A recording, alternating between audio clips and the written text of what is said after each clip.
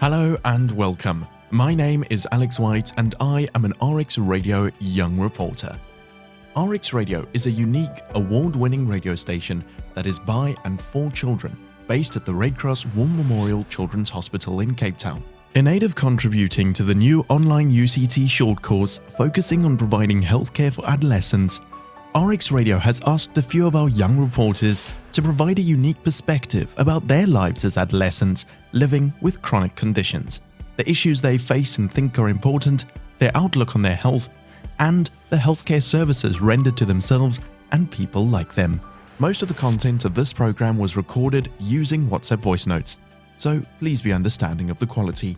And now, to begin the program, the RX Radio Young Reporters are going to introduce themselves to you. Hello, I am Sebastian. I am an RX Radio reporter. I am 14 years old and I go to RX Radio and I have a condition called neurofibromatosis. Hello, my name is Gemma Mills. I am 15 years old and I am a cancer survivor. I was diagnosed with cancer twice, first time being when I was 9 and second time being when I was 13. I am fortunately in remission, but I did undergo a transplant. My name is Lucas from Galpern. I'm 20 years old, an artist radio reporter. I live in Yanga. I'm diagnosed with congenital myopathy, which forms a neonatal muscle tone, acute weakness on my muscles, and as well as my developmental has been delayed. Good day, my name is Talita Kanta. I'm 18 years old and I'm an RX Radio reporter. I have a condition called meningoencephalitis, and that was when a viral infection happened in the brain and that caused my muscles to not function to its full potential. My chest muscles got badly affected due to this, and I needed a tracheostomy tube in my airway pipe to help me cough up my secretions. I'm currently in grade 12. I am busy with matric exams, and at school I am a RCL member. I'm the vice chair lady for the RCL committee. I am deputy head girl. I am a prefect. My name is Kakamba Toba. I was born in the Eastern Cape. I came to Cape Town in 2005 for medical reason. In 2007, I did an operation in Grooteskier because I was born with scoliosis. So that's the reason I did the operation. In 2008, I got sick and I was admitted at Red Cross Hospital. And I did another operation. They put a tube in my neck, which they call trache. It's a tracheostomy, and it helps me to breathe. Also at night, I sleep with a ventilator machine, so I have a ventilator from 2008 until today. And can you tell me what it's been like living with a chronic condition? Has been, when I was young, being born disabled, it was a challenge because kids would laugh at me and would make fun of me. But as I grew older, I didn't take note of that anymore. And I always thought that coming to university would be a challenge. People will laugh at me and all those things, but I was wrong.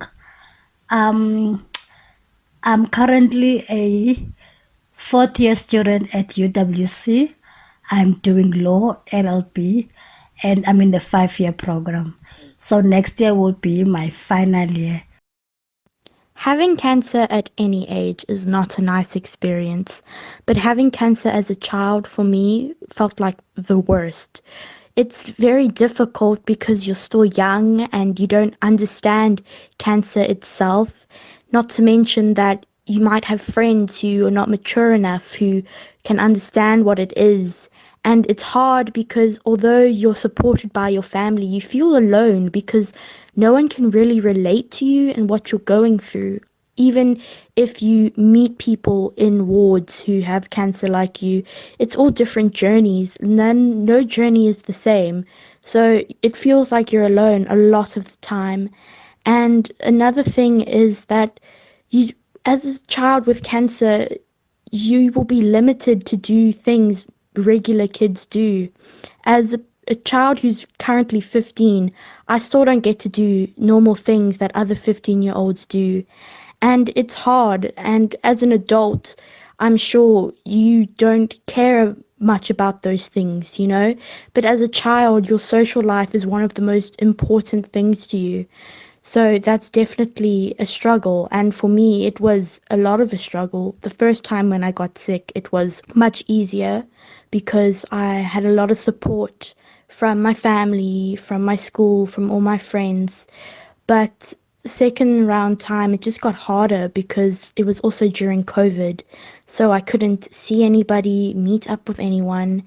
And it was just really a struggle. And I still struggling now to meet up with friends and reconnect that bond that I lost with everyone. My experience as a child living with a condition such as my condition has been not bad at all. Especially because of my family, they really have been my number one supporters. Um, they never made me feel left out. I was always included in everything that was done. And I actually got to live a normal childhood as any other person. But of course, with some challenges that comes with being ill and having to be admitted in hospital and everything that comes with being a special needs person. But other than that, I had a normal childhood. I had friends. I still have friends. I remember when I was young, my friends used to visit me at my house because I couldn't go outside. So we'd play dolls and just have fun in the house until they had to go back home. And that for me was a fond memory, and it will forever be in my brain and I'll forever remember it because they made me feel welcome. They included me in games. They didn't judge me for having a disability. They never asked questions. I'm sure they had questions in their heads because they're seeing this girl that is not like them, that cannot use her legs. But they never asked these questions, and they just made me feel welcome. It's been from my experience, it's been an experience of up and downs, highs and lows. I have found out that living with this problem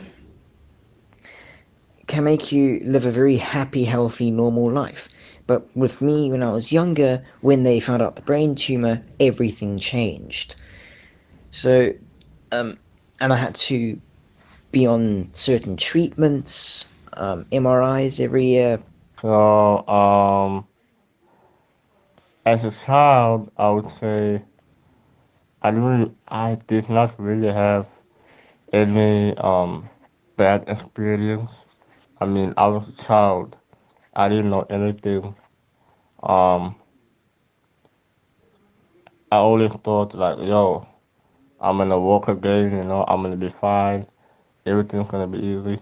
This is just a normal thing. For me, it was normal because also I went to a special school, which is after school, and there it was other children who had the same condition as mine. Some of them had similar conditions, some of them had different conditions. So with that, I felt at home because everybody have their own condition. And it's a special school. So I didn't really feel like I'm different or whatever. I think it was more when I started growing up, becoming a teenager, going through these adolescents. And also like the name calling, I guess that's the only experience I had to go through. Like it was hard, but other than that, it was easy for me. Like, I had my family, my friends, my teachers. So yeah, the support and the love was there. Except, the name calling and all of that. Sebastian, how has your experience been in hospital, going to hospital, and getting the healthcare that you need? They've helped me overcome my fears. They've helped me do this and get through my issues with neurofibromatosis, and just in general, it's been great. My experience with the healthcare services has always been good. I specifically remember having fond memories the first time I got sick with the staffs and the nurses, the doctors, and everything. They're just such loving people. They were so kind, they cared for me, they supported me. Red Cross was almost like a second home to me. Although it's not typically the home you want to be at because, it's not a very nice place for children going under procedures when you're sick, especially with cancer. But Red Cross was like a nice home when it came to the staff. The nurses were always so sweet and kind, and you would actually have full-on conversations with them like you've known them forever. And the doctors were also always so like caring for you, and they always wanted to help you in the best way possible. And specifically my professor, Alan Davidson, he really always looked out for me, and he always tried to make sure I had the best medication, the best treatment. He always wanted me to outcome it all and just be better and be healthier. My experience of the health services rendered to me as an adolescent and when I was younger has been amazing. The staff at Red Cross is absolutely great, especially the nurses at Ward E1. They really made me feel welcome. I wouldn't remember how it was because I was a little girl when I was admitted there. I was just 6 weeks old. But as I grew up and, I could remember memories with them, I still do go to Red Cross. I still get admitted at E1 and they are absolutely amazing. They literally treat me as their own child, all the nurses there. I can ask anything and they always make sure that they'll help me. And the staff just in general at Red Cross, including the x-ray people, including the doctors and the people that clean, everyone at Red Cross is amazing. And you can actually see that it is a children's hospital because they are so wonderful. They are so caring. They actually, to make a patient feel at home, Red Cross is like a home away from home for me. Even if I get admitted and my mom does not sleep over, I don't need to worry because I know I'm in good hands, I'm in safe hands. And my mom also doesn't ever worry about me being admitted and she not being there. And Talita, how have other children treated you as you've grown up? I think people view children with disabilities or children with long-term conditions as weak. They view them as fragile. They view them as people who are not capable of doing things like other people. And yes, that might be true. We're not capable of doing, things that you may do, but there is things you can't do and we can do. Everyone is unique in their own way, and I really think that people should change their views on people with conditions. There are things that they can do, and there are things that we could be masters at, and they can't do. People, and when I mean they, I'm talking about the people that are able-bodied, that don't have conditions or that are not ill in any way. I think people view children with long-term condition differently. They tend to treat them differently, which is not nice. And I think some people also think that when a child have a long-term condition, it will affect their children. So they tend to isolate their kids from being in contact with the other child. First of all, it's not just people or children with lung condition. It's like, how do people view children with conditions? You know, they put us aside. You know, they sideline us away from the society or the the world. They put us away. It's almost like we are nothing. They treat us like inferior, you know. Um, just because that person has a heart condition doesn't mean that you can't live a happier life or have a family or whatever. She can't go to work like normal people does. Well, not normal people, like able bodies, you know. Looking ahead now, what are your plans and aspirations for the future? That is a good question. I would like to, get to matriculate and find a job. It can be any job that I would like to do. I would like to be a producer, but I don't mind what job I get. The usual stuff, get married, have children, have my own place, travel a bit, travel around South Africa. So it's the usual things but maybe, hopefully, sign up and help younger artists, because I'm so passionate about music, who are just starting out, get popular. What do I think about my future and where do I see myself in the next few years? About my future, I don't really know about what the future holds for me. I have goals that I want to achieve. I want to live, you know, make a beat for one of the greatest artists in South Africa, and that song becomes number one for global hit.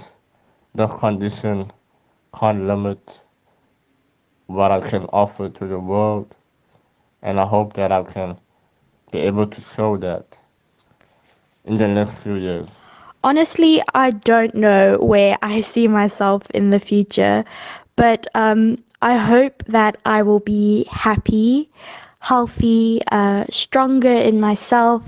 I'll have a good bunch of friends, I'll still be really close to my family, that I finished school and hopefully I graduated from university in a major that I really loved and liked, and that hopefully I also find a job that I enjoy. I don't actually know what I want to be yet specifically, but I have an idea of the area, the department. I don't know what I want to be in. I really love English and reading and books and just talking. Like, honestly, I remember my sister used to say when I was younger, I'm not sure if I still do it now, I probably do, but when I talked, I would speak so fast that my chin would I can't even explain it, jiggle. It was just so funny. She said I would speak so fast she couldn't even read my lips. I think I want to be an author, a writer, maybe even like a spokesperson. I'm not really sure yet, but I do definitely want to be somewhere in the English department. Yeah. Gemma, what would your advice be to other young people with chronic conditions? I mean, there's so many things a person can give advice on, but one of the things I definitely think people need to hear more of is that it's okay to be vulnerable with a person that you feel comfortable with, but it's okay to ask for help and to speak to someone about how you're feeling, because I definitely know a huge factor that made my journey easier was that I had a caring family to speak to. My advice to people who are young people in general, don't give up on life. Life, it's an endless battle. When we're younger, we think we're immortal, and we think that sometimes our adolescence can be a breeze in the park, but sometimes it's not. So if you're having those issues, find someone that you support and that supports you. Spend time with that person and you'd get some reassurance. I told myself that I should go to school, try to make a living for myself, and I would advise young people to appreciate life, to appreciate the fact that they are healthy, to appreciate their family, and yeah. Any advice for the younger people out there about life in general? All I can say is YOLO, you only live once. Live life to the fullest and pursue what your heart catches, not what your eyes see. I would advise other young people to never give up, always follow their dreams, and just become the best people that they are, and never show people that you are incapable of doing things that they are capable of. You have been listening to experiences from RX Radio Young Reporters Sebastian, Gemma, Luzuko, Talita, and Kakamba. I have been Alex. For more information on RX Radio and to find more content like this, go to rxradio.co.za. You can also follow us on all major social media platforms. Just search RX Radio SA on Twitter, Facebook, and Instagram. Bye-bye.